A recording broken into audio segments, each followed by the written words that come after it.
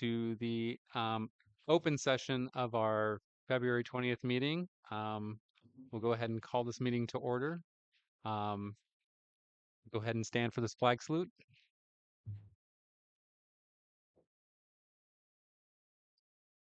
I pledge allegiance to the flag of the United States of America and to the republic for which it stands, one nation under God, indivisible, with liberty and justice for all.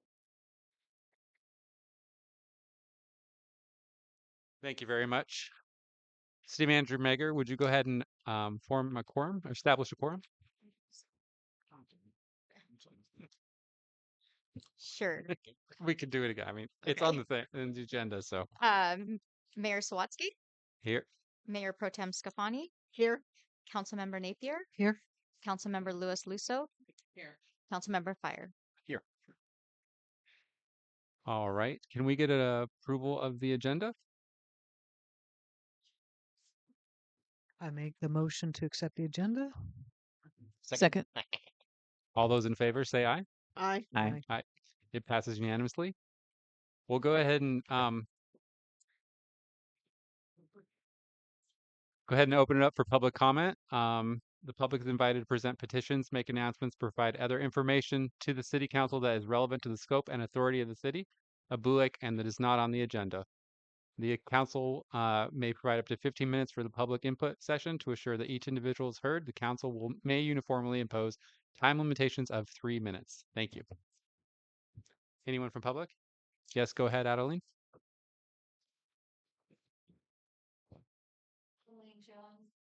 I just wanted to make some remarks about some things that were said at the last meeting during public comment.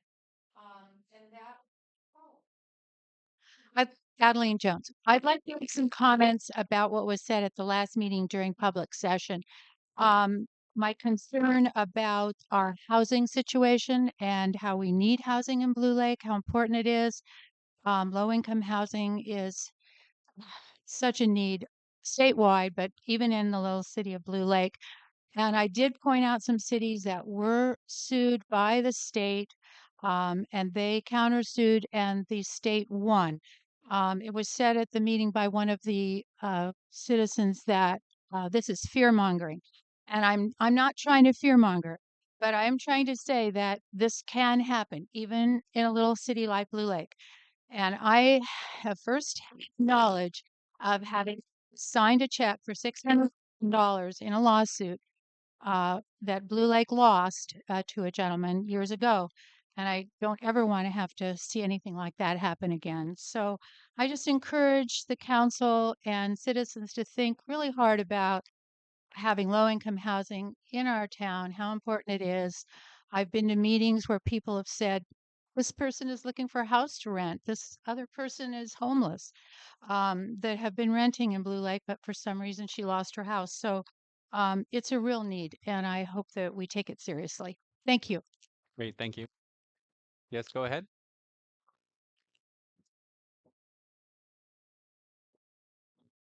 Ken Sawatsky to cheer off of that. So people wonder what might happen with the Emporium. We possibly will bring in a project to you where 4 to 6 units to be put in the building, along with a live work situation where artists will have commercial space.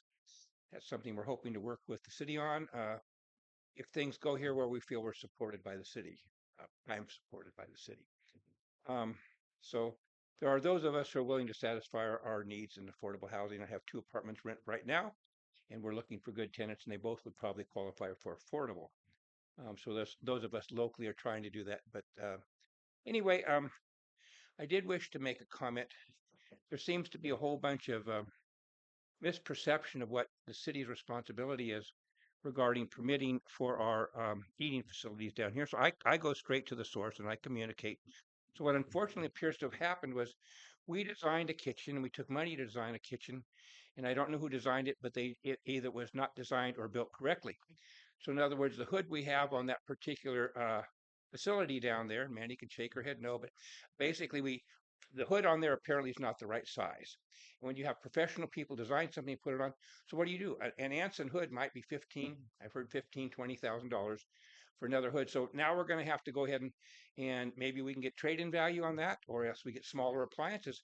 But the main thing is in anything we're doing with the city here, such as the re-roofing of Trash Hall, should have been designed so the water was not going on the neighbor's property. So we may end up in litigation on that one.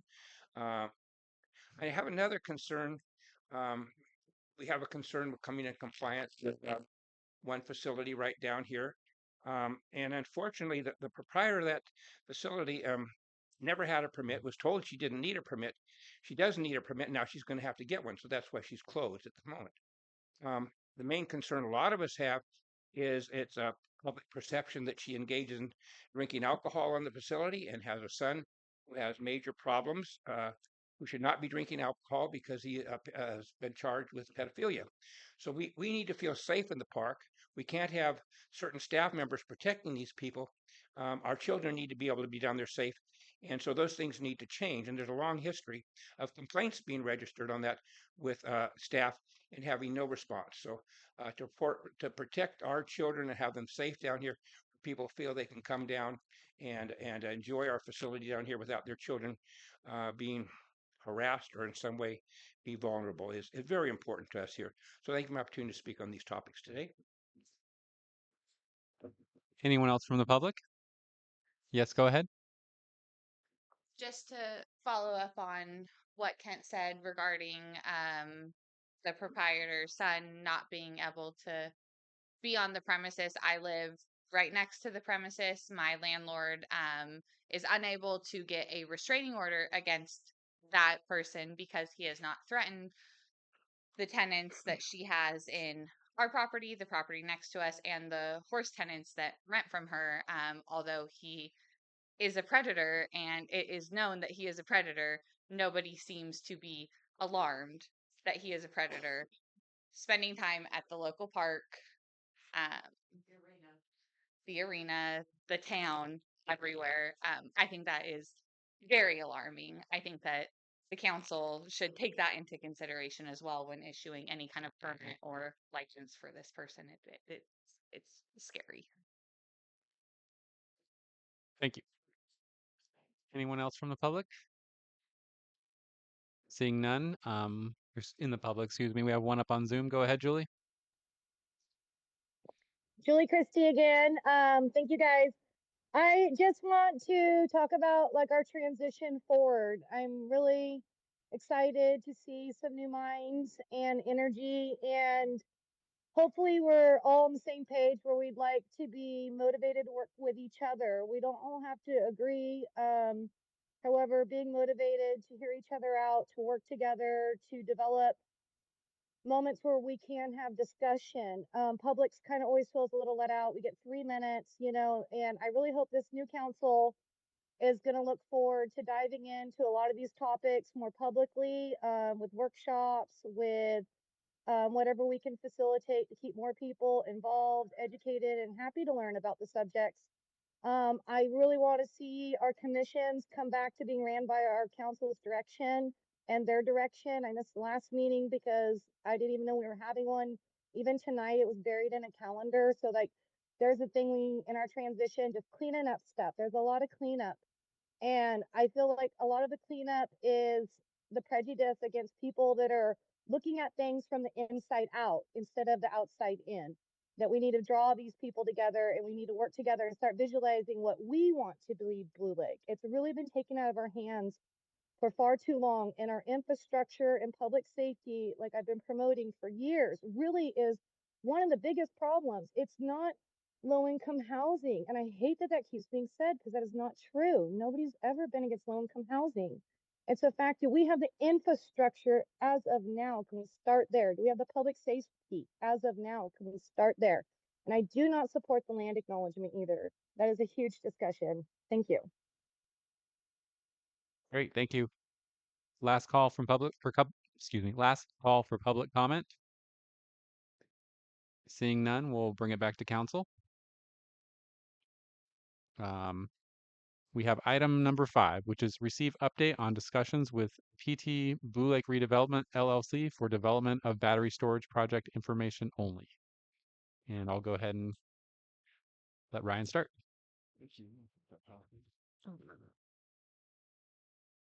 Thanks. So, I wanted to provide a brief update on where things stand with our discussions with Power Transitions for the development of a battery storage site on the old power plant site. Tonight's discussion is meant to be a discussion of concepts with in regards to the structure of the deal, and is not a in-depth discussion on operational issues, environmental issues, um, um, or other concerns that would be addressed either at the town hall this weekend, where the experts will be there, or at future meetings when we get into the actual transactional documents, if that's the route the council ultimately wants to go. So, thanks, Mandy. That's perfect. Just the topics tonight, deal concepts. Want to review a couple of things with council. Schedule for approval. Discuss how the council wants to go about considering this, when we want to see transactional documents, and some issues relating to the calendar that I wanted to bring to the council's attention and get some feedback. Community outreach efforts that have been completed to date and are scheduled in the future, primarily this weekend. And then I have two items that I'd like some direction from the council, and we'll go over those at the end. So next slide, if you would. So first, just introduction of deal terms and concepts. Next slide. What we're talking about here is what's called an option agreement. And what's going to be discussed tonight is an option agreement whereby Power Transitions would receive an option to acquire from the city up to 2 acres of the city's property on Taylor Way. And an option is a standard development term in which one party, the potential buyer, is given the right but not the obligation to buy property at a certain price within a set time frame, subject to conditions that must be met before the buyer can exercise the option to purchase. Next slide. So initially, when we first came to council with this development project, Power Transitions was asking the council to consider selling it 6 acres of the city's power plant site, on which they wanted to develop in 2 phases a 120 megawatt battery storage facility. Phase 1A, as they call it, consisted of a 20 megawatt BESS project on 2 acres, and phase 1B consisted of a 100 megawatt BESS project on 4 acres. And not unreasonably, the council expressed some concern with selling as opposed to leasing 6 acres of its property. The concerns primarily were centered around loss of control of the property when you sell it. Other than zoning and regulatory obligations, the council loses control that it would otherwise have under a lease agreement where you can specify terms. And then the other concern was there was no long-term revenue stream to the city, so we may not be maximizing our return on our asset. Power Transitions expressed in public session concern about leasing the property, only because we were asking them to demolish and remediate the power plant. And Power Transitions, I think not unreasonably, told the council that in order to fund the demolition out of their own pocket, it would need an asset to leverage. And an option to lease did not give them the asset leverage they would need to fund the cost of demolition, which at that time was estimated to be over $1 million.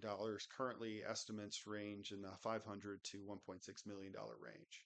And so I think not unreasonably, Power Transitions was taking the tack that, look, we're happy to lease from you, but the city would be obligated to remediate, demolish the site so that when they are ready to lease it in 3-4 years, when they get their permits, they can begin operations.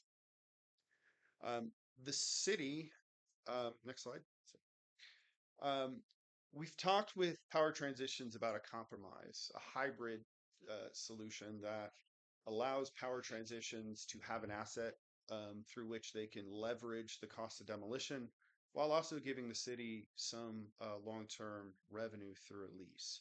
And so, what has been discussed and what Power Transitions has indicated their willingness is a compromise that allows Power Transitions through an option to purchase to acquire 2 acres to develop the phase 1A 20 megawatt project, and subject to later negotiation and agreement, if at all, lease up to additional 4 acres to develop the phase 1B 100 megawatt project. The option for the 2 acres would come before the council first and would not include any binding commitments to lease the additional 4 acres, except that the exclusive negotiating agreement would remain as to those 4 acres for a period of 1 year while the council tries to work out an option to lease for the 4 acres. Council would not be obligated to lease the 4 acres. It would essentially be an obligation to negotiate in good faith. Power Transitions has indicated that if they never get the 4 acres from us through a lease, the 2 acre project in and of itself is viable, and they would move forward with that project regardless of what the ultimate outcome was on the 4 acres. Obviously, from their perspective, the larger build out, the better for them. Several benefits to this hybrid approach. Demolition happens sooner, and Power Transitions has ownership of the 2 acres to secure the necessary funds to perform the demolition. Demolition will still include all above ground non-concrete structures on the full site, not just the 2 acres that they would purchase. Power Transitions would take on the environmental liabilities with respect to the 2 acres. And again, anything relating to environmental liabilities, operational things with respect to the 4 acres would be subject to later negotiation, if at all. The 20 megawatt BESS project would be a good test case for the viability of the larger project. The city would have time to negotiate the long-term lease of the 4 acre site while allowing Power Transitions to begin entitlement process for the smaller 20 megawatt project. The city would have the opportunity to negotiate long-term lease revenue for the 4 acres.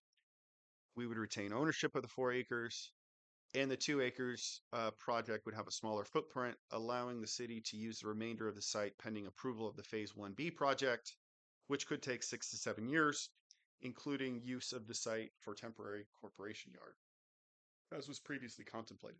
Next slide. So with respect to the 2 acre option agreement that if the council desires would come to you first, it would include the following structure with respect to the purchase price for the property. The purchase price would be set at an appraised value for the property as determined by a licensed and qualified real property appraiser that would be mutually selected between the parties.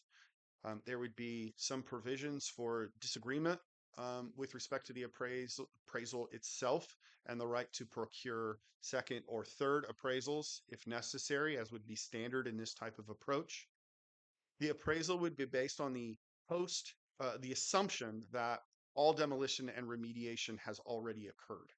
Again, because what they're buying is a demolished and remediated site. And so what we want to make sure the appraisal assumes is the demolition and remediation has occurred. The appraiser would also be tasked with valuing the value of the transformer at the market rate. And so what we would get out of that is an appraisal report that would set a per acre price for the real property. That would then be the quote unquote purchase price. As part of the deal and before it can close on the 2 acres, Power Transitions must demolish all above ground non-concrete structures on the full site at its cost, expense, and liability using its retained contractors. The audited cost of the demolition would then be a credit against the purchase price with the balance due at the time of purchase. So for example, if the appraised value, i.e. the purchase price, was 600,000 or 300,000 per acre, and the demolition cost 500,000, the amount due to the city would be 100,000 at closing. If the demolition costs exceed the appraised value, Power Transitions would eat that cost, and there would be no balance due from the city to Power Transitions. Next slide. So with an option agreement, there is a period of time that the option is effective, and so that's called the option term. And here, what Power Transitions has told us is they would like a 2-year term, whereby during that 2-year term, they would have to satisfy certain conditions that would then allow their right to purchase to ripen. We are concerned that we would tie up the property for 2 years. And so we have discussed termination rights that would allow the city to terminate the option agreement in its totality early if Power Transitions is not making progress on the satisfaction of conditions. And so those that have been discussed are if Power Transitions is unsuccessful in its offtake negotiations, procurement process with RCEA, and the PG&E approvals are not received in a timely manner. So that would be one opportunity where the city could elect to terminate, because if one or both of those don't occur, the project would not be viable. Next would be if the city and Power Transitions cannot come to terms on a demolition agreement. So the option agreement will not includes as a condition that the city and Power Transitions separately negotiate during the option term a demolition agreement that would set forth the terms and conditions for how Power Transitions would demolish the property. Contractors, insurance, indemnity, pollution liability insurance, when it's got to occur, the work window, use of contractors, um, bonding, performance, labor, material bonds, both. So those would be the types of things that would be included in a demolition agreement. And if the city and Power Transitions cannot come to terms on what that demolition agreement is going to include, then the option agreement can be terminated by the city.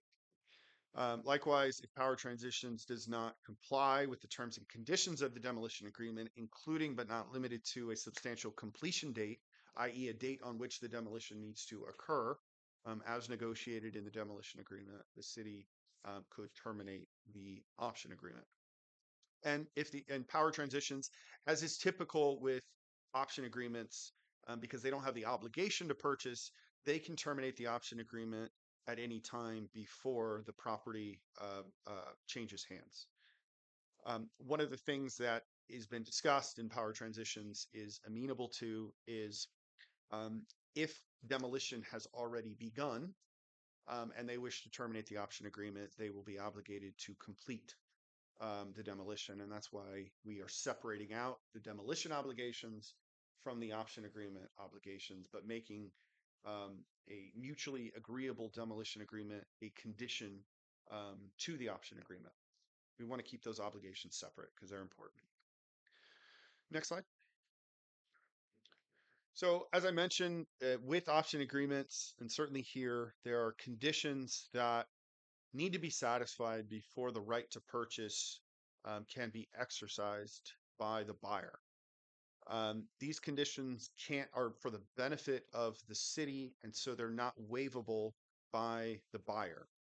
And potential conditions that are being discussed and are mutually agreeable thus far are the successful negotiation and execution delivery of the demolition agreement on terms agreeable to both sides. That'd be something that would come before your council. That Power Transitions contracts for demolition in accordance with the demolition agreement, including approved contractors. That CEQA review is completed during the option period, and CEQA likewise goes part and parcel with government permits have been issued for the 20 megawatt BESS facility, and demolition has occurred. Because again, because demolition is a credit against the purchase price, it needs to occur before closing can happen. And so during the option period, obviously there's going to be a entitlement process that will include CEQA. And this is the city sitting as a regulatory body, other agencies sitting in a regulatory body, reviewing the project, reviewing the environmental aspects of it, reviewing mitigation measures, conditioning any conditional use permit on things that it deems appropriate: sound, noise, hours of operation, security, response time. That will all occur in a regulatory capacity during the option term. And so it'd be a good opportunity if we get there for the council to begin thinking about that. And they'll have consultants and initial studies that'll be done in order to identify what those items are and what mitigation measures should be put in place. Next slide. So, obviously, once we sell the property in the normal transactional sense, once you sell the property owner then owns it. And other than zoning and legal obligations, they own it and can do what they want with it. So here, in addition to obligations in the grant deed, that obligations to operate the facility, the city has or is negotiating, and Power Transitions is agreeable to a right given to the city to repurchase the property, the 2 acres, if Power Transitions decides for whatever reason after it closes on the property not to develop the facility, or upon completion of commercial operations of the BEST project. If they build it, but they shut it down 5 years from now, 10 years from now, 15 years from now, the city has a right, but not the obligation, to repurchase the property from Power Transitions with the purchase price subject to negotiation at the time. The city would have an obligation to repurchase the property if the city adopts, after closing, any law, rule, or regulation which would prevent development, construction, or operation of the project, and the city restricts zoning of the property so that Power Transitions can no longer develop or operate the BEST project. So essentially, if we go through a permitting process, we sell them the property, they do the demolition, and then we rezone the property, or adopt any rule or law that would essentially not allow them to recoup their investment because they can no longer lawfully operate it on the property. They want what's called a put right, which is where the city has an obligation to purchase the property back from them. That's something that we can talk about in the future, as we start reviewing transactional documents, if we get there, on the exact language scope of that. But it is something that they're asking for.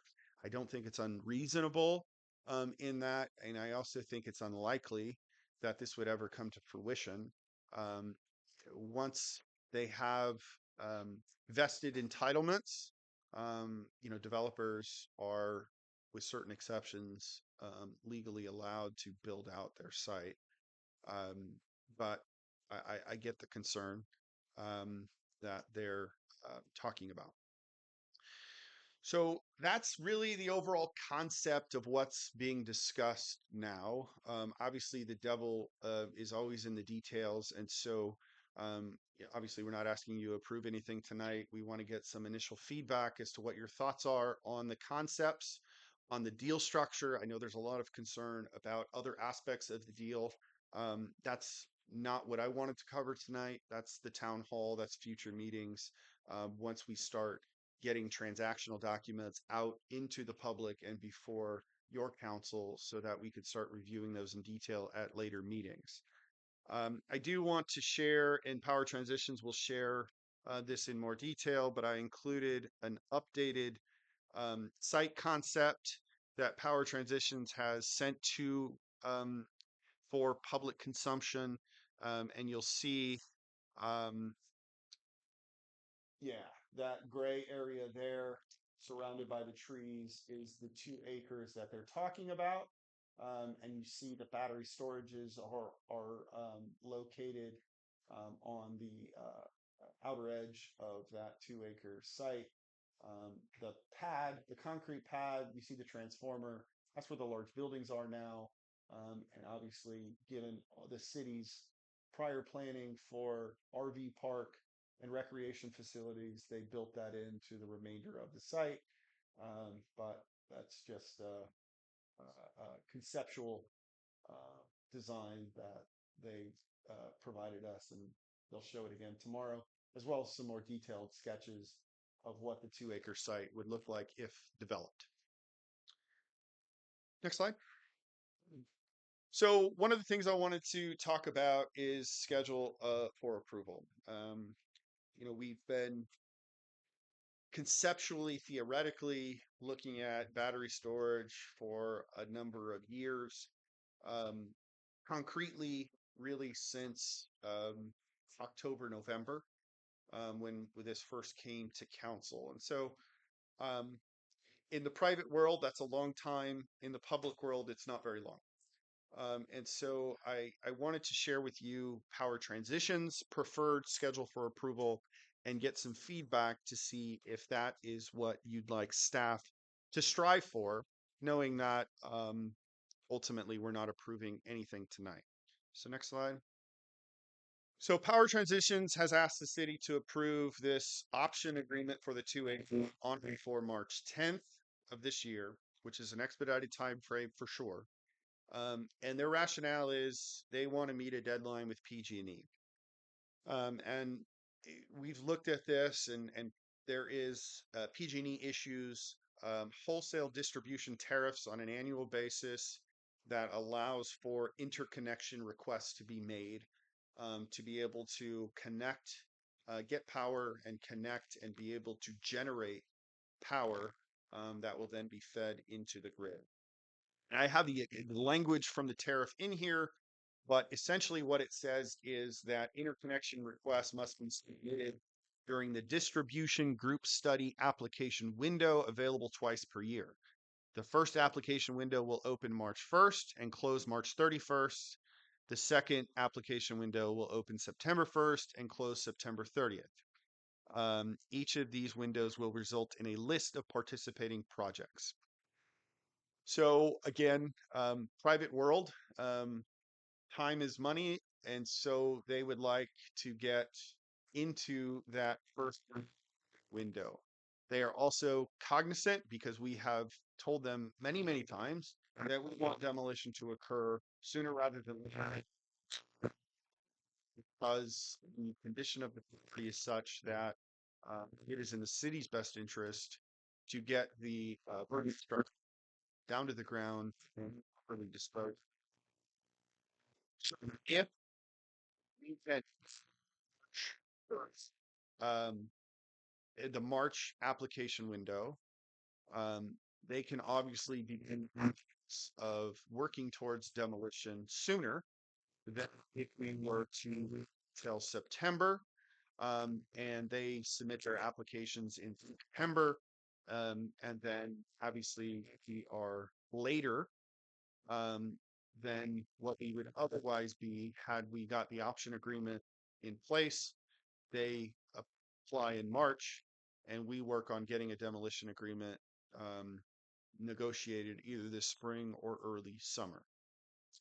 So I wanted to bring this to you to give you those two options, let you know they're working with, and getting the demolition done sooner rather than later. Already towards the application window, which means they need the option agreement signed and executed as part of their site control checklist that they need to submit to PG&E. If we don't get that, they won't have site control sufficient to meet PG&E's conditions for showing property rights, and they will need to wait until September.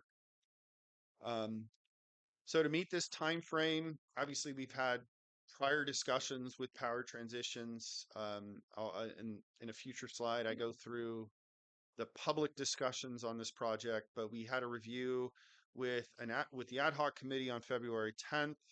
We have our special council meeting tonight. I'd like to release draft transactional documents as soon as possible.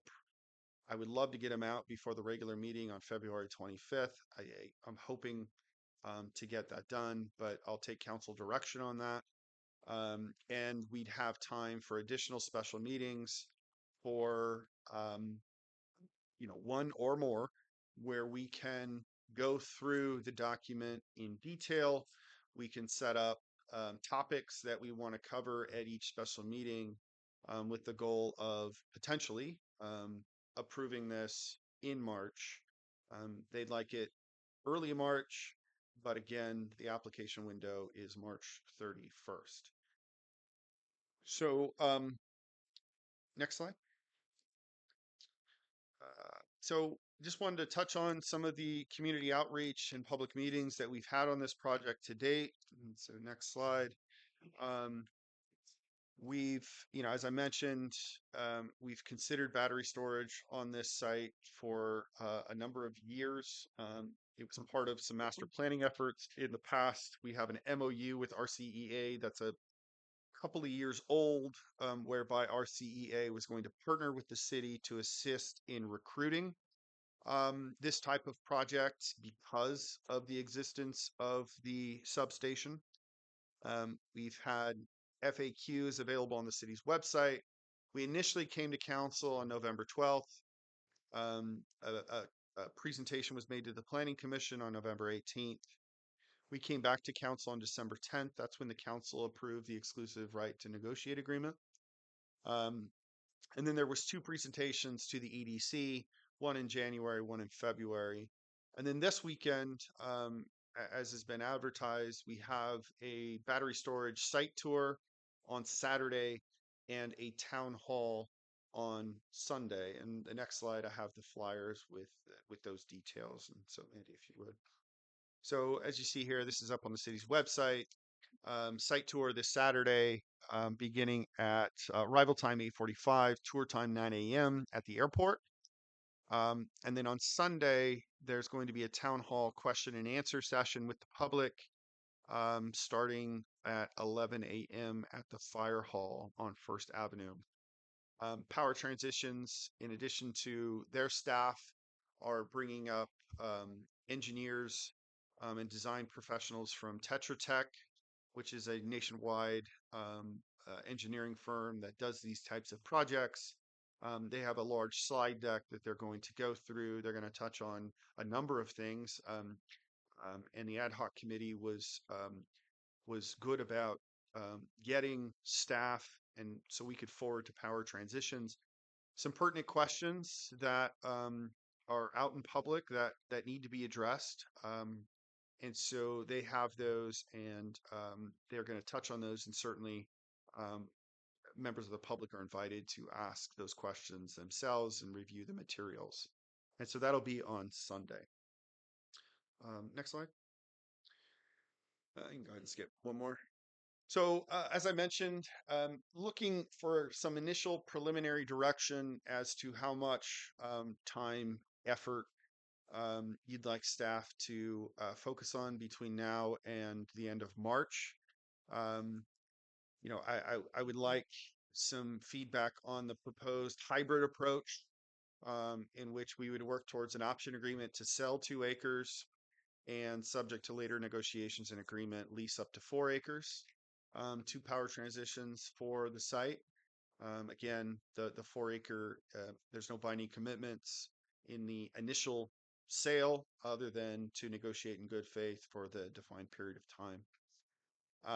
And then the bigger question, I think, in my mind is, what does the council think about the schedule for potential approval? And I say potential because ultimately it's the council's decision at a future meeting. But we're really looking for whether or not we should focus our efforts for potential approval in March, or instead focus on September application window for PG&E, knowing that that would push back our demolition schedule for some time. And so happy to stop there and answer any questions or receive any feedback that council has. Great, thank you. Sure. I'll go ahead and open up for a discussion from council. Would the ad hoc committee like to speak on it first, or what would you guys prefer to do?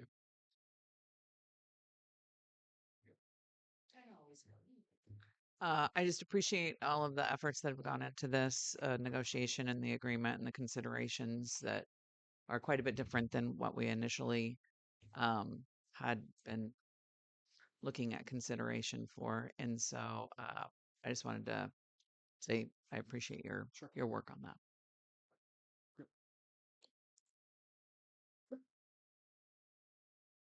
She knows I'm going to talk. Okay. So, yeah, I'm sorry about that. Can you hear me now? Is that better? Okay, great.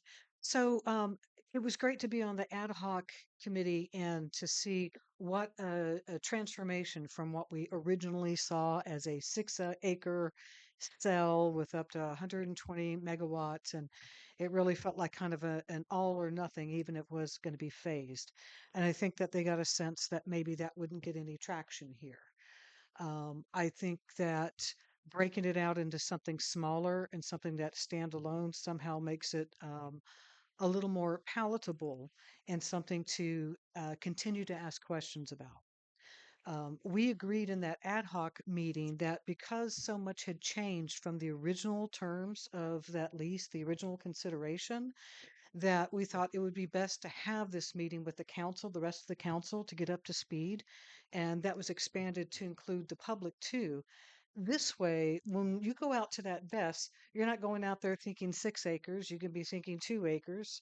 When we have the town hall, we've already kind of hoped to have gotten you up to speed with what are some really significant changes and considerations.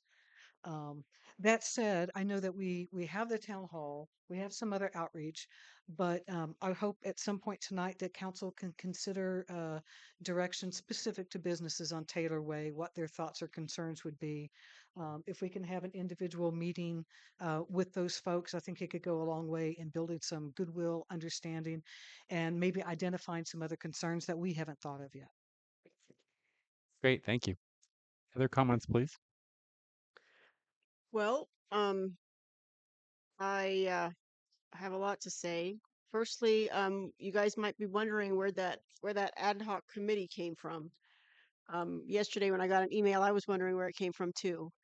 Um, and as you may know, it's been requested. The formation of an ad hoc committee was requested for the last 3 agendas that we have had, the last 3 open council meetings. And for each one of those agendas, that request was rejected by the person assembling the agenda. I know it was requested because I was the one requesting it each and every time. And so to learn yesterday that an ad hoc committee was formed outside of a public meeting and that the meetings had already taken place was upsetting to me. And it's upsetting to me because we had lots of opportunity to form that committee in an open, cooperative, public, transparent way, and that's not how it happened. And I've been told it's legal. It's not typically the way we form ad hoc committees here in Blue Lake, but I've been told that it was legal and it happened, and here we go. So that's the first step. So tonight we're just beginning to get up to speed as to where the ad hoc committee got a briefing several days ago. Um, I have another problem in terms of um, how it is that we're in this place in the first place. On December 10th, I brought the concern up that the request for proposals from our CEA was going to be a 90-day um, solicitation. And I was told by Power Transitions, by our attorney, that it was going to be a 30-day solicitation. They would only have 30 days to respond to the solicitation. Well, the truth is it was a 90-day solicitation. And so it doesn't even close until sometime next month. I believe it's the 19th of March. So we were hurried up and manipulated into saying yes to this in the first place because of a false deadline. And the one person that should have been at that meeting that could have confirmed the 90-day solicitation was not invited to attend. That was Richard Engel, who was the expert from RCEA that was invited to give a presentation to our planning commission the previous month and invited to be in the room in case the previous council had questions. But when the brand new council got sworn in and got railroaded into approving this thing on our very first meeting, we were not afforded the courtesy of having that expert in the room that we could rely on to answer some of our questions. So at this point, I have zero trust in the people that are feeding us information. So for me, as a council member, your mayor pro tem, this is a hard no for me. This is an absolutely hard no at this point in time. And I have yet to hear from the rest of the council, but I'm at a point where I feel we have zero trust in the folks that are feeding us information, and I'm not going anywhere with it. Thank you very much.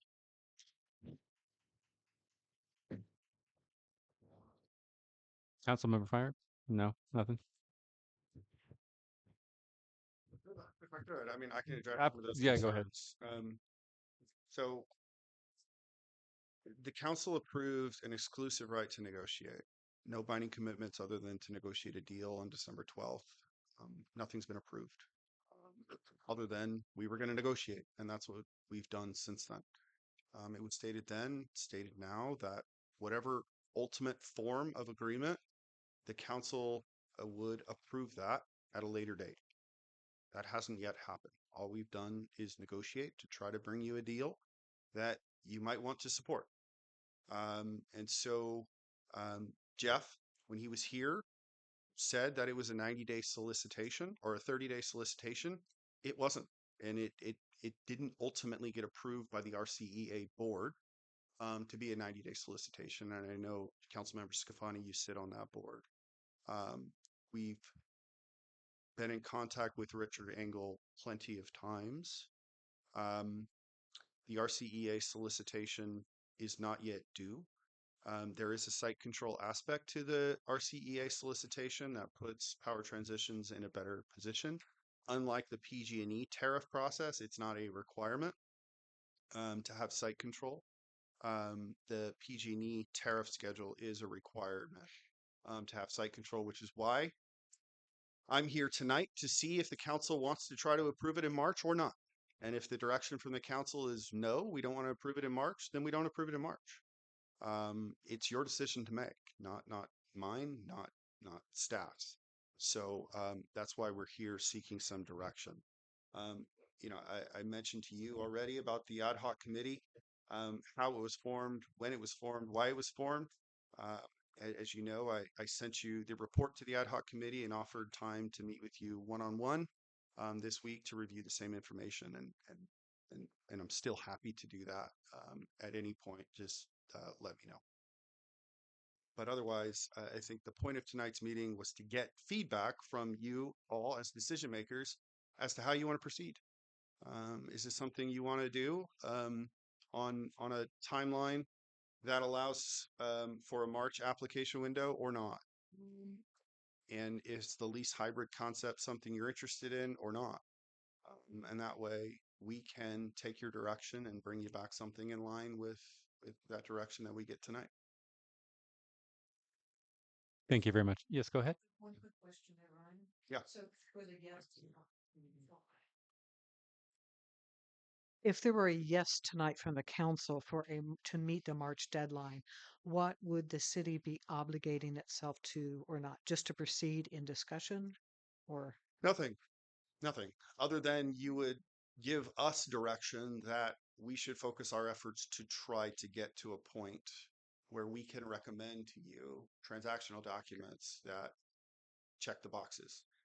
If you don't approve it, or if for whatever reason we can't bring you something that we're recommending, then the March month comes and goes and nothing happens other than we didn't meet that application window. Okay, thank you. Sure.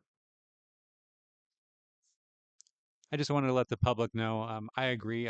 I thought that when I got this information that we were moving forward this quickly, I did have concerns, but I felt that we still had a lot of process ahead of us before any major decisions were made, and we were essentially just doing what we said we would do, which would gather more information. And that's what we are doing. Obviously, I'd prefer this meeting happened after our community outreach event, personally, but this was the timeline that we had presented before us. So I think at this point, if council does not have any other comments, I'd like to go ahead and open up for um, public information or input. Does anyone else have any more comments? I do. I just want to say I have some concerns about the implication that maybe I was railroaded into a decision. I want to say that I can think for myself and do my own research. So thank you for your concern, but that was not the case. Number two, I did push for this meeting to happen in order for some of the concerns to be expressed now before we have the town hall. So we have at least a little bit of a start on some of the information that is going to be presented and being asked, because we see very clearly that there are a lot of concerns, a lot of questions, a lot of misinformation, and a lot of disinformation. So I do want to just say I did push for this meeting. I understand there was a lot of concern about this meeting happening so suddenly and so quickly, but again, it is, as you can see, information offering is what the intention was for this. So anyway, thank you. Thank you. Any other comments from council before we open it up to the public? All right, we'll go ahead and open up to public. Yes, go ahead.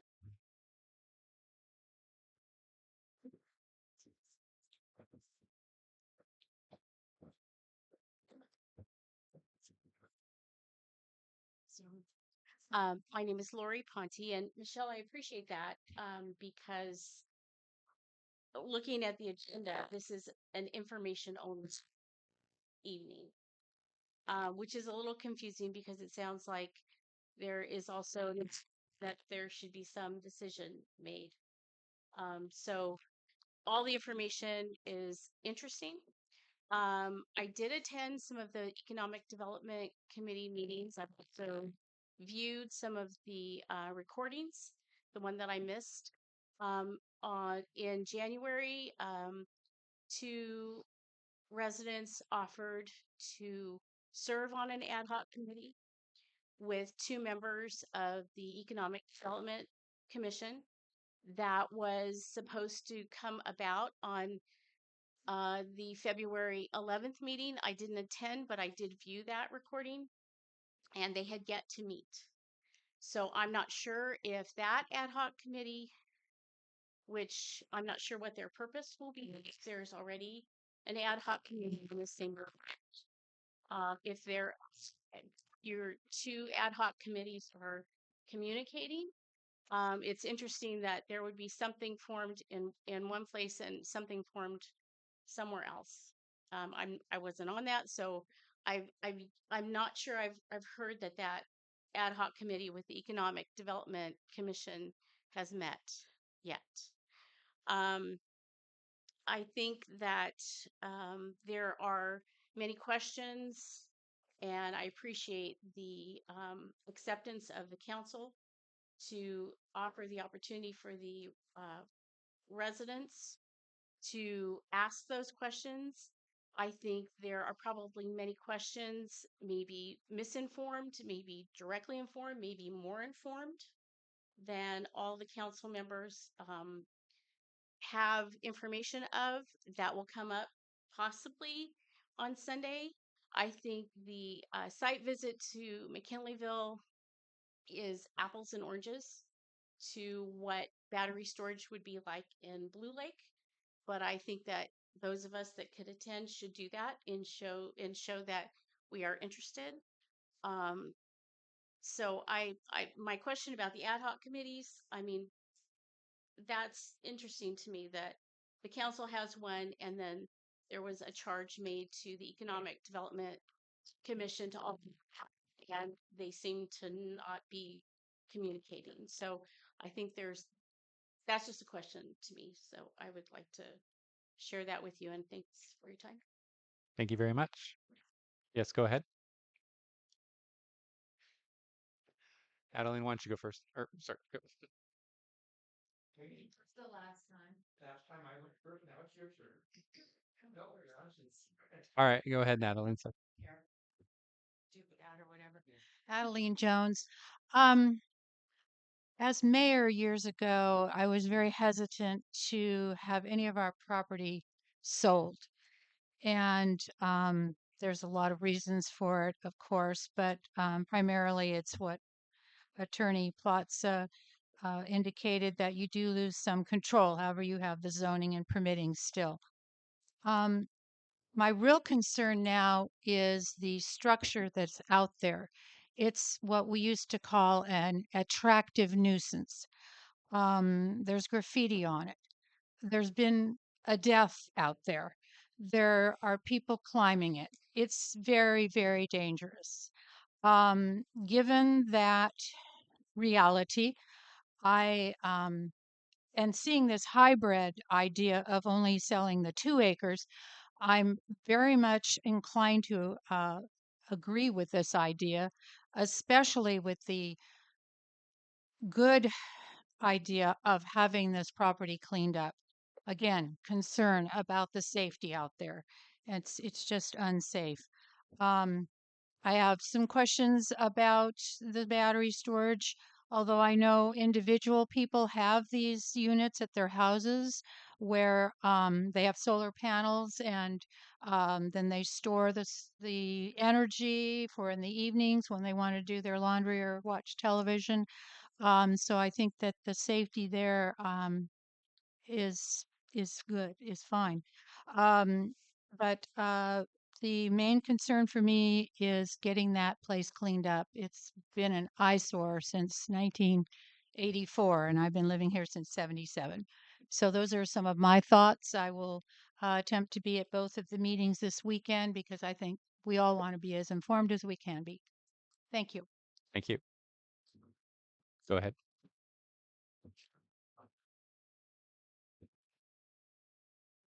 Well, I agree with the ex-mayor. It's way past time to clean the thing up. It's been sitting there forever. Unfortunately, it wasn't cleaned up or wasn't secured prior to the death. My understanding is there were some vehicles down there today again, so it does need to be dealt with security-wise.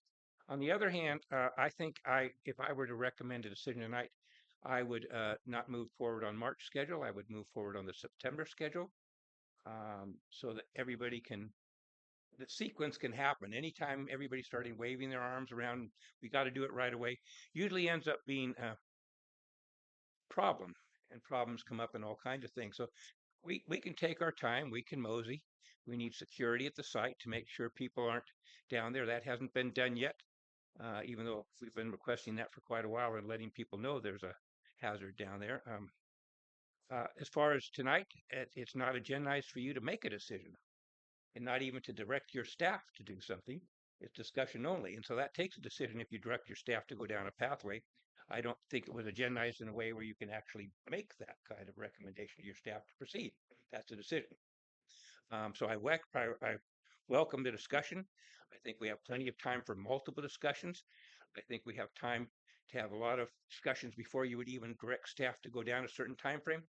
Uh, and there's plenty on your schedule, as far as I can tell, as far as special meetings go. So it sounds like you're going to take all your time, special meeting or special meeting. And if there's one now, there'll be 3 or 4 others. And I think we have things on our plate that need to be dealt with rather than concentrating on this one. And I would hate to see that we wasted our time on this particular topic, not wasting our time, spend our time when you need to allow some of your time to have some short meetings, not long ones, and not be bunching these things up meeting after meeting after meeting. If you're going to be meeting every week, I guess that's your desire. That's up to you guys. I will attend every week if that's what necessary, but I highly recommend you don't put yourself on that path. Thank you. Anyone else from the public? Yes, in the back.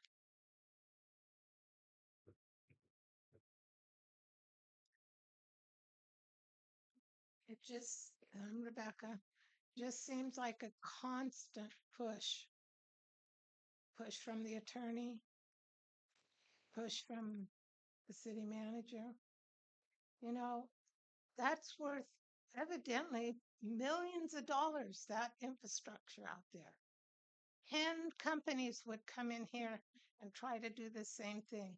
And I'm trying to figure out why you are doing this with a company whose co-founder was the vice president Enron. I want to know if you guys even know who you're dealing with. These are scary people to me. The vice president of Enron. That's what he did before he came to this company that he co-founded. So this whole push to get this done and not even have some community feedback and not even talk to your community and say you've been working on this for 4 years, but the first time we hear about it is in December. And now this big push, they're coming here this weekend. Let's get an option agreement going. Go, go, go, go, go. And the community hasn't even had time to digest this. And there's some real danger in these battery projects. And you're talking about giving them this 2-acre option. And once they get their hand on it, they can go right to the state and bypass us. And we're not going to have anything to say about it. So you need to look closer at this whole situation you've gotten yourself into, because I don't think you know what you've gotten yourself into. Thank you. There was one more hand in the back.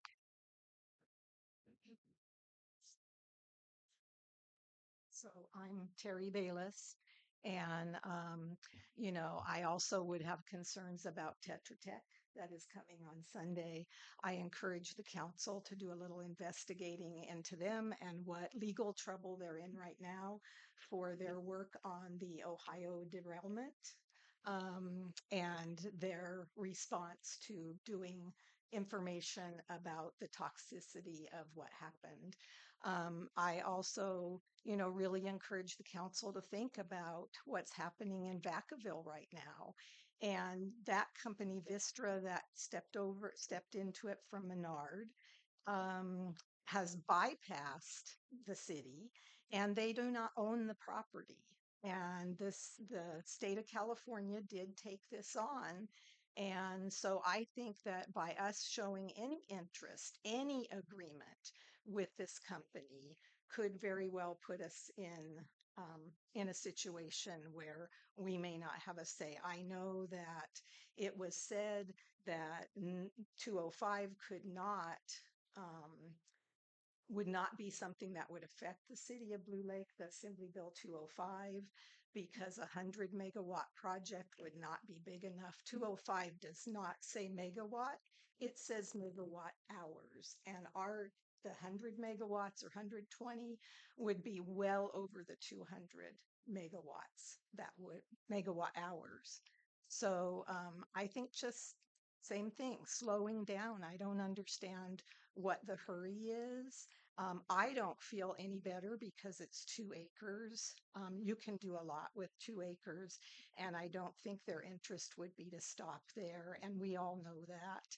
And, for it to be a bigger project. And I, for one, thinking about our levee, thinking about the flood possibility and the level of chemicals, even with that size of a facility right on our river, is just not a good fit for Blue Lake. Thank you. Thank you. Yes, go ahead.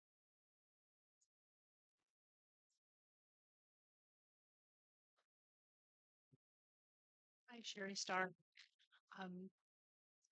I think it would have been a great idea for the city to obtain demolition estimates and the appraisal before offering the property for lease, purchase, or development. So the city would know what we're dealing with, what kind of value we're looking at on this site. I'm surprised that Power Transitions is actually willing to buy only 2 acres and lease the other 4. When Jeff with Power Transmissions was here, or Transitions, when he was here before, I was speaking with him out in the lobby. And he said that with just a lease, their company cannot recoup the cost of demolition without owning the property. just wouldn't pencil out for them. He also mentioned that just the removal of the wood chip pile would cost $5 million.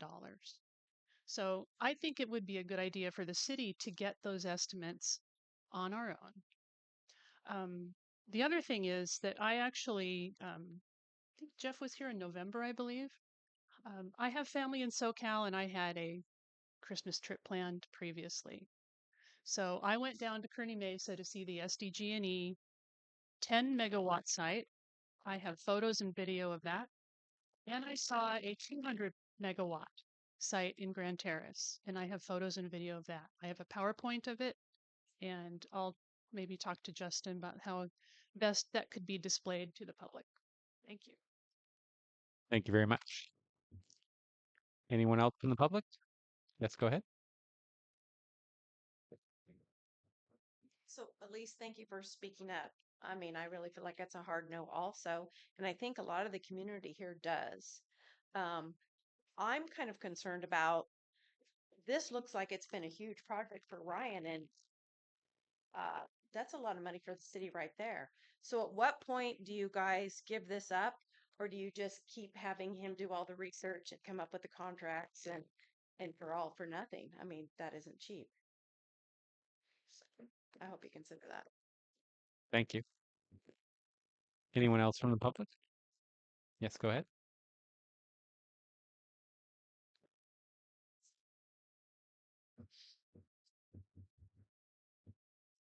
My name is Lynn Glenn, and I think it's really exciting that the city has this connection to PG&E that is so valued by companies, um, and that they think this would be a good site for a BESS.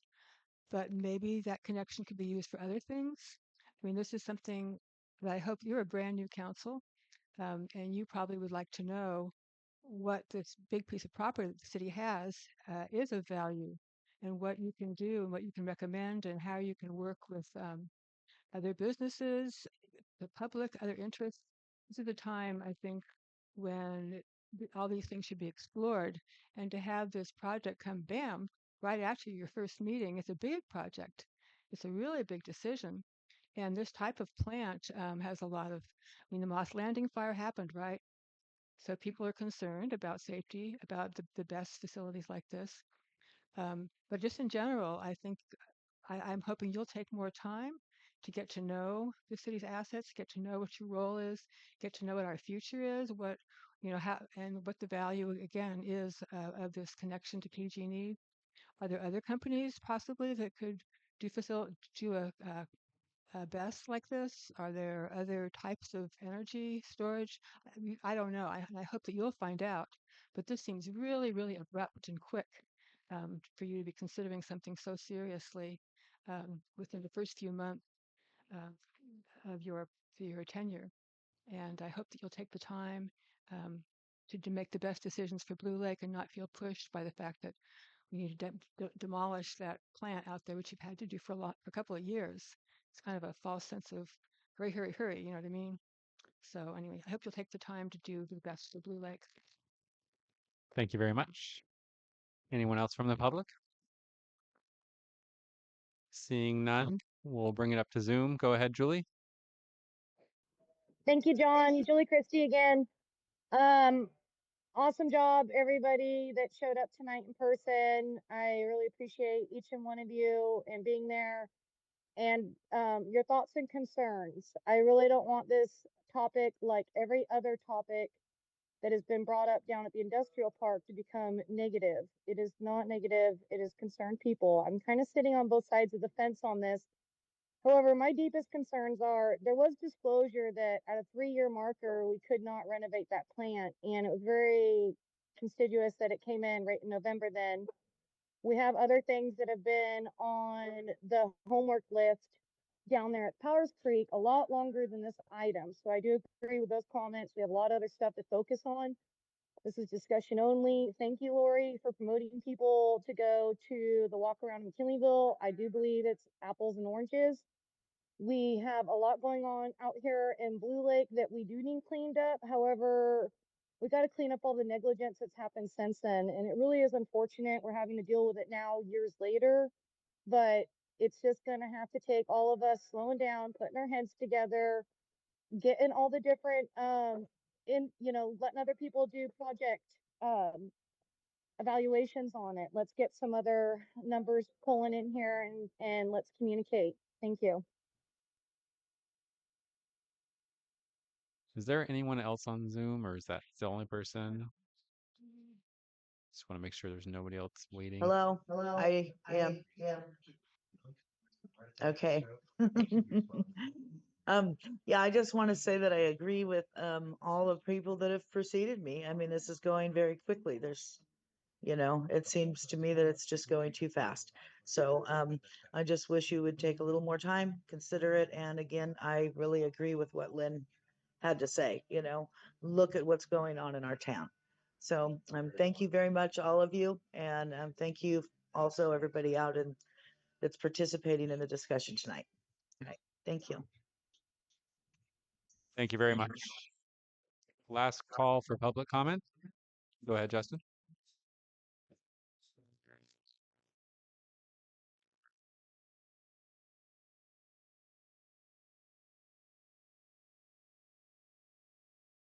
Okay, for like a little clarification. So just by saying that or directing the attorney to look towards moving forward, we're not saying we're going to do the project. We're just saying we're going to further bring more information. I have to say I'm torn between the March and the later deadline. Um, there's one part of me that says we need to get um, that site cleaned up ASAP before another person gets hurt. There's already been a death. There's already been injuries. Um, and if we're not going to do this quickly, then we need to get someone, some way on that property to protect, or at least try to keep people from getting killed on that property. Um, I am honestly leaning towards a longer timeline. Um, but that one thing that if we're not going to do this quickly and get that site cleaned up quickly, we need to get something on that site to keep the next person from dying. Thank you very much. All right. Yes, go ahead.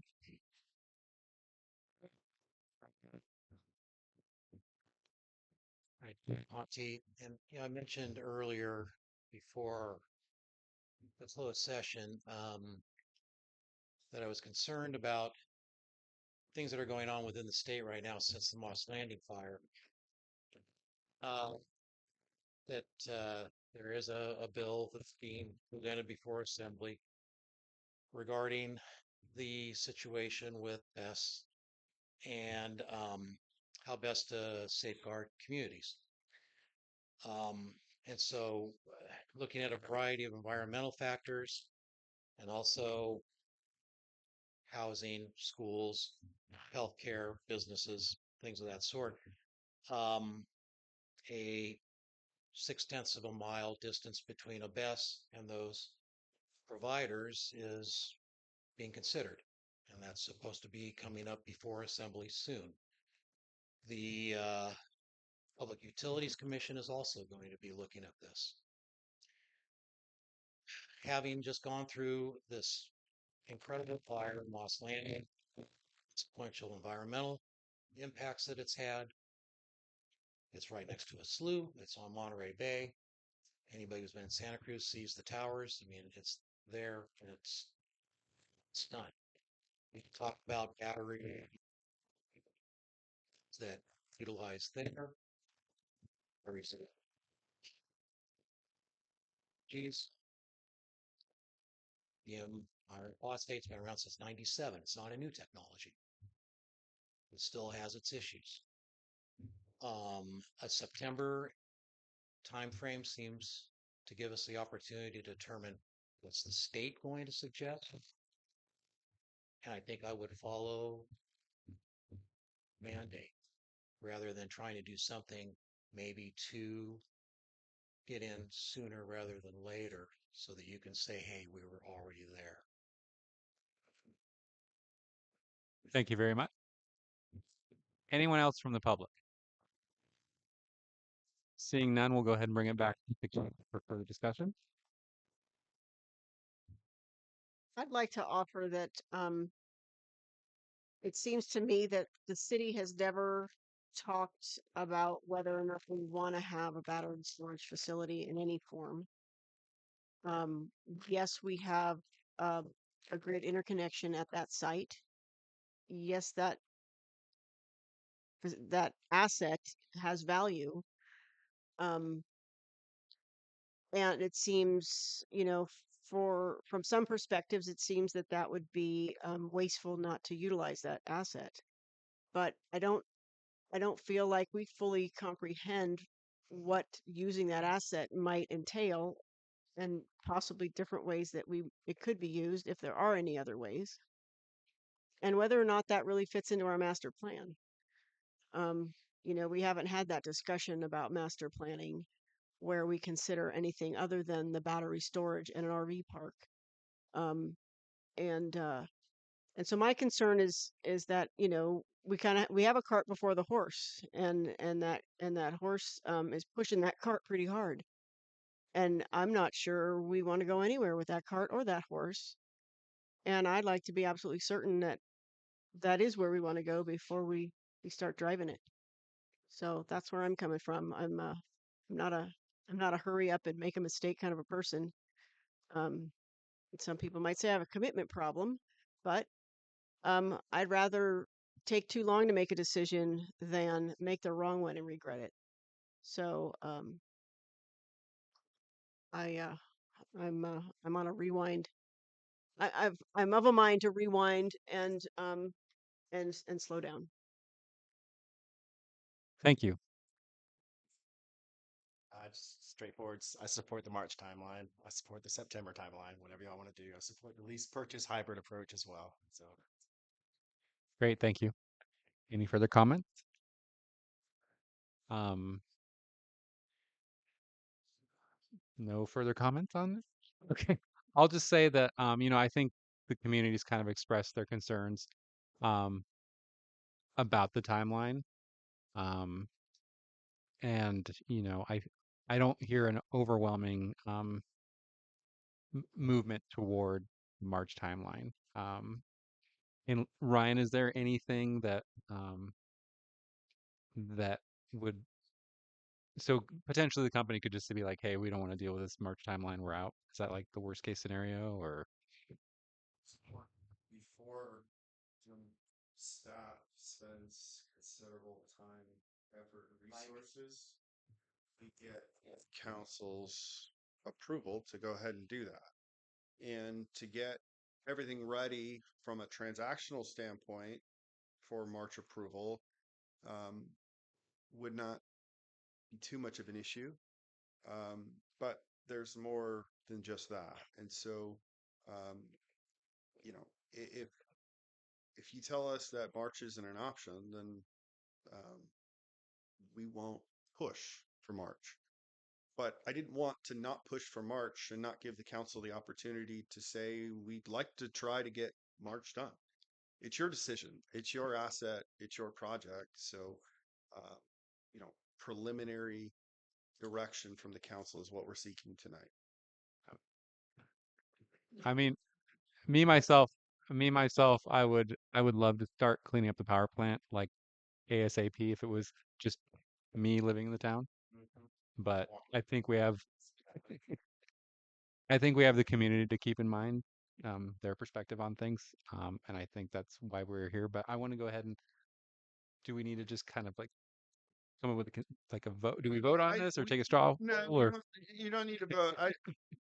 I just need some general direction, right? And so, I can hear from each of you and take that to be what it is. Um, Again, I just, before we go down the road of incurring the costs to get it ready for approval in March, I don't want to do that if that's not what your desire is. So That's kind of what I'm looking for. I want to hear from the ad hoc committee again. I want to, because you guys spent a lot more time on this than the council did specifically. So I kind of want to, I want to reach out to you guys one more time for some input. If you think the March deadline is like, we have to do it, we need to do this, it's a great project. Let's go. I would like to just, I mean, yes, the March timeframe is ambitious and rushed, and if this is not something that is, I would not want to stop where we're going as far as the plans for this weekend, plans for continuing conversations. However, if we're not able to meet that March deadline, then so be it. That's okay with me, but I wouldn't want to halt any movement on our discussion so this gets buried and we don't, and then suddenly it's July and we're like, whoa, this is, we don't have enough time. So that's my thought. So Ryan, we even on the regularly scheduled council meeting this coming Tuesday, would that be sufficient time to have an answer from the council on direction to proceed? That way the council can one more time check in with the best, with the town. After town hall results, that's just a matter of a few days and it doesn't affect the March schedule. Would that have a negative impact? No, Okay. no, So I just, it was, I think by the ad hoc to have a meeting before the town hall so we can introduce at least what's on the table. That can remain, well, whether it's on the table for March or it's on the table for September, assuming we have a willing party on the other side still. And Power Transitions has said they would still be willing in the September timeframe. Right. So this is what I want to share with the public is I'm kind of the immovable object. The more you push me, the deeper I dig in. And the faster you want to go, the more I'm going to pull those reins back and say no. So I am surprised that on the other hand, and this is a business transaction. I know there are a lot of different ways and it ultimately does affect our community, but from a business transaction point of view, these type of investments really have kind of a shorter lifespan than a long shelf life. So if I were to say, hey, let's do this today, I'd say, sure, pursue that March deadline, only because it allows them an opportunity sooner for demolition rather than waiting until September. Then we're getting into mud season. That doesn't even mean that that would happen. Pursuing the March deadline only means we allow them, we afford them an opportunity to explore that with PGE. It doesn't commit us. Is that correct? We aren't committing down a particular path if we say, let's try for the March deadline. No, you're only committed once you approve an option agreement and we sign it. Until then, the council is not bound, um, other than to negotiate in good faith. We're not bound to sell them the property, lease them the property. Um, that would come at a later date. But I think to your point that there's going to be there's a possibility for missed opportunities in that time frame if it gets delayed more and things do happen and without an answer in March, we're going to find out sooner rather than later on whether or not things have a potential to move forward. hmm and concurrent with that, and we can discuss this more in the next council meeting, but certainly I have taken a dive into, in-cap investors who hold, Power Transitions, who holds the PT Blue Lake Development LLC, and we in the ad hoc. It's clear that our attorney is aware of what those different layers mean and how we would address those and protect our interest as a city, so that we aren't exposed to empty pockets if something were to go awry. I think that questions about who are the people that are involved, who are the officers of those organizations. Absolutely, I expect that the community is going to ask those questions and they're going to do that research and bring that paperwork forward. We need everyone to kind of weigh in on this. I'll just say, that, in conclusion, I don't hear a definite no within me, and it surprises me. And all we're trying to do is I'm trying to buy a little bit of goodwill, and as a negotiating point to better our negotiating position. If we can accommodate this sooner schedule, That's the less they have to wait with this money in the queue somewhere potentially, and time is money. So that's kind of how I'm looking at it. Is as a gives us a bit of a negotiating advantage if it comes to that. Great, thank you. So I'm going to go ahead and do we want to make a proposal for a future agenda item or for direction? Can I ask a real quick question? Absolutely. Um, so is there anything preventing the city from looking at any or all demolition options, even if it weren't to go through power transitions? Yeah, I mean, the city could um, obtain some. Uh, we can either hire consultants to provide estimates, or go out to, as was originally contemplated, going out to some type of request for proposal for demolition. Um, that's not an issue. I think the issue is more in how do we pay for whatever the cost estimates are. Mm-hmm. But there's nothing to stop the city from doing that. I mean, that was going to be the original plan before we started down the road with Power Transitions funding that in exchange for some real property rights to build the facility. We could do that even in negotiate in good faith as well. That's not a Okay, violation of great. Thank you. negotiating agreement. And they are going through a process of getting bids for demolition from professional companies that will be able to look at all their qualifications and bonding and licensing and capacity. So even with the, so you're saying with the March deadline, potentially they could do demolition in the summer. We have been very clear that we want demo done in 2025. And so they believe they can meet that time frame, assuming we get a demolition agreement negotiated, and they can get the contractors lined up to do it in that work window. There's a chance that there's a chance we approve this thing in March and they don't get demolition done in 2025. That's certainly a possibility. Um, it's the nature of construction. So that's a contingency, but again, that's why in the discussions that would be an off ramp, an exit ramp for the city to go ahead and terminate the agreement if the demolition doesn't get completed on our time frame.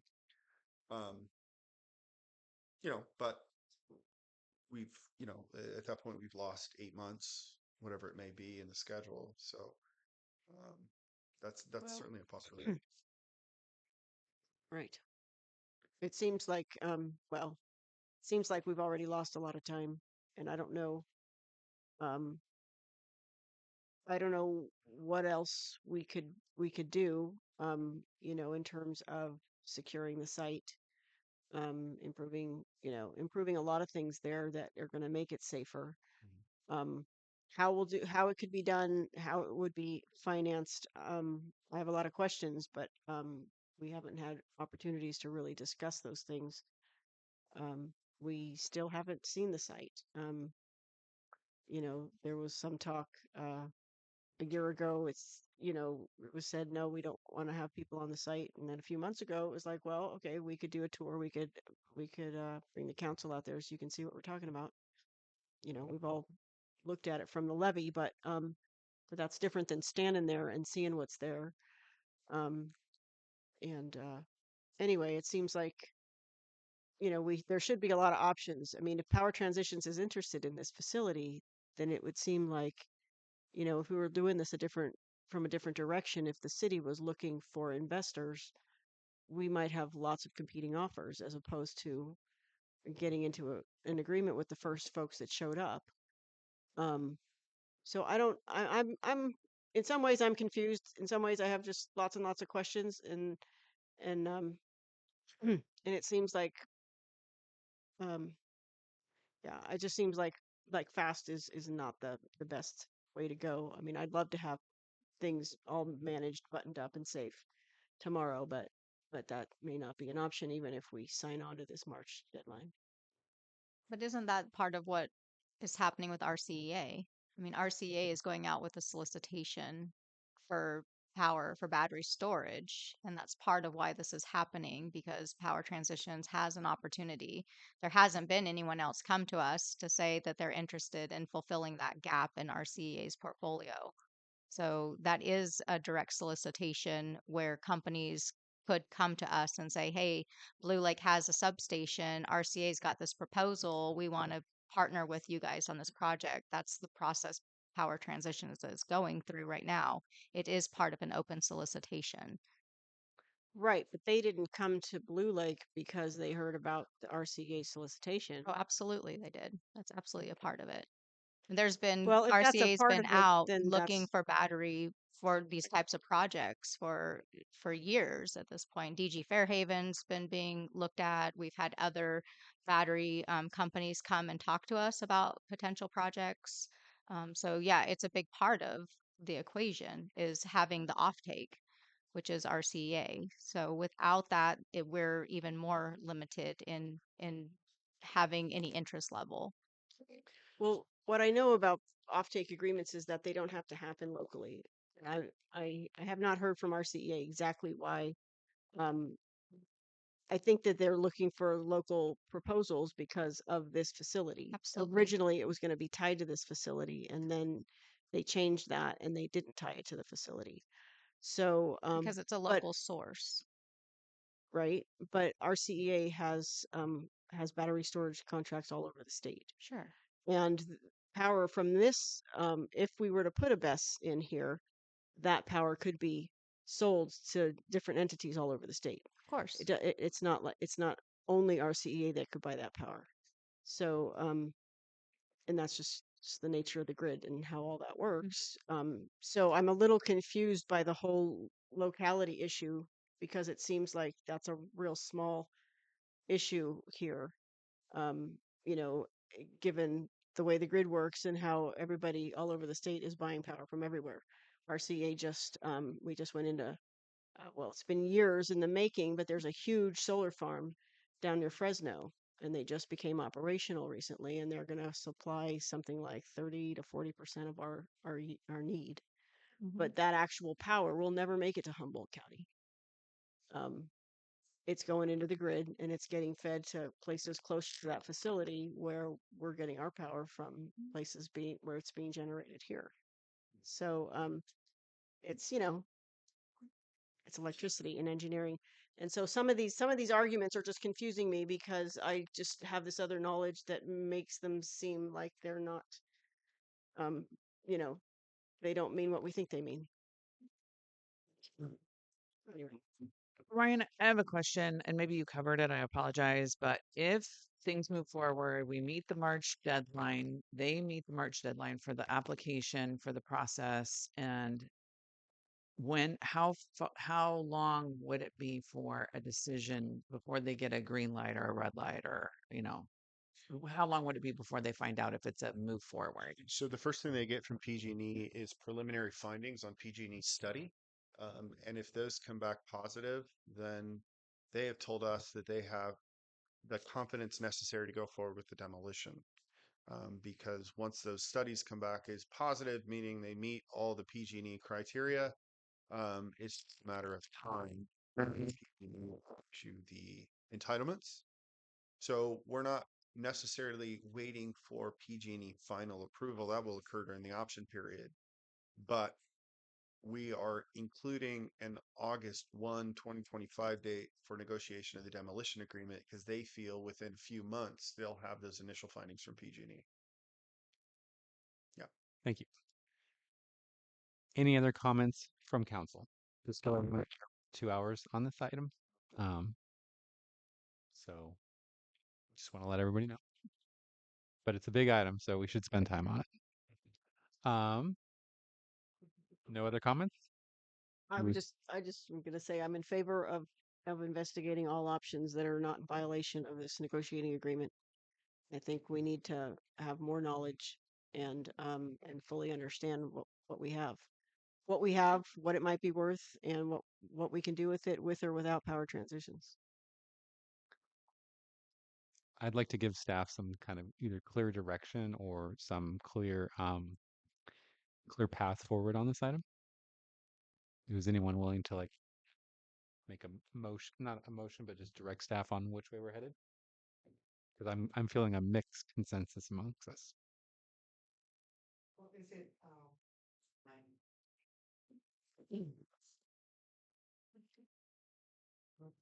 if the matter of a few days won't adversely affect any other timelines, then I think we put a lot out for the public to digest tonight.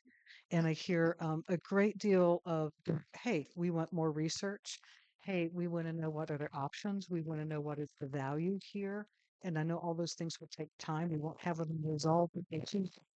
But I would hope that on Tuesday, this council would give clear direction because we will have the town hall and the best tour to have many opportunities for it won't resolve all of the questions that are out there, but I think it'll give a little more opportunity, and then we'll know. For me, I would just rip the Band-Aid off. Let's give it a go, or let it die. I don't know that prolonged puts us into any better position, but I certainly want to wait until Tuesday with more input from the public. Now that they know this new framework, go back, do more research, come back with good questions, come back with hard copy information. Please, I'd love to have it. Send it in advance, and then we can hopefully decide accordingly. Thank you very much. Can I get one more agreement on that? I agree with Kat. I agree with Kat as well. Okay, so if I'm hearing right, then I think there's some general desire to pursue the hybrid model if and when we get to that point, and that in terms of staff, we'll put things on ice until next Tuesday, and then based on council direction, we can pick up our pens and either work towards a March approval or based on council direction on Tuesday, um, spend some more time and target September as opposed to March. Great. Thank you. That's helpful. Yeah, I mean, we can keep going. Do you guys? Are we adjourning? No, I we're don't think what are we you're doing? just giving directive. Just giving a direction. We had majority of the council. Do you what? You guys can weigh in on it too. Do you want to? Okay. All right. Was there another comment?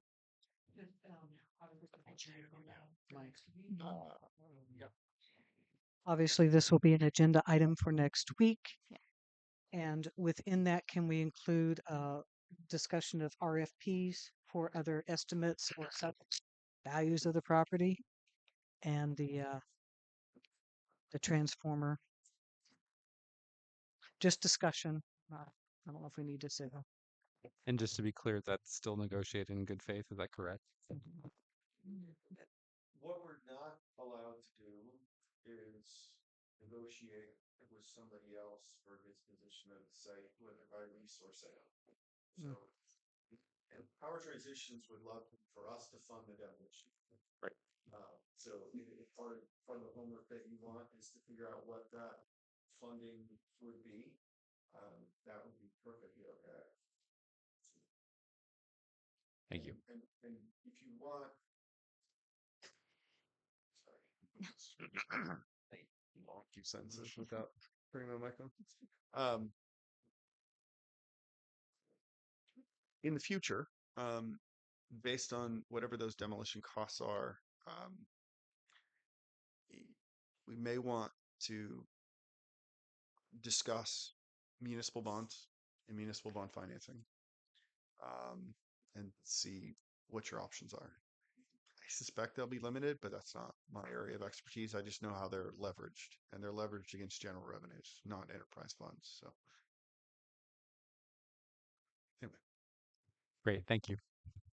And just for clarification, we will be able to see all those demolition costs. So rather than the city having to go out and expend the staff time and resources and expenses to do that, we're part of that process. I mean, they're committed, obviously, to getting the cheapest, best price as well to get that down. So, and we're also they're also going through RCEA's process for for bidding. So RCA is going to be doing a ton of vetting of this company and this proposal, including the formation of their um, investment team, their LLC, what their capacity is. And there's going to be so much information that we'll have access to that's coming out through this process as well.